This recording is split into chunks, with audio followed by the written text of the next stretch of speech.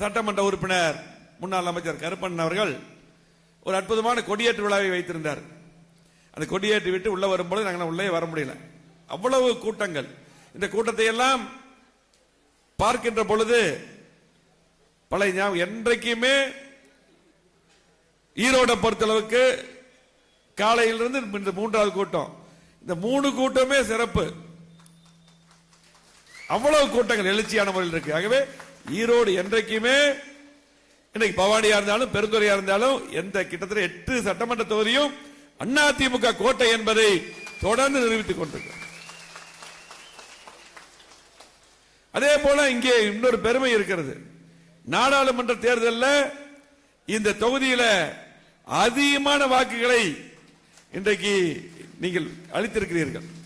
அதே போல பெருந்துறையில் நல்ல வாக்கு தான், இந்த தொகுதியில் நல்ல வாக்குகளை அளித்திருக்கிறீர்கள். அதையும் நாங்கள் மறக்க மாட்டோம்.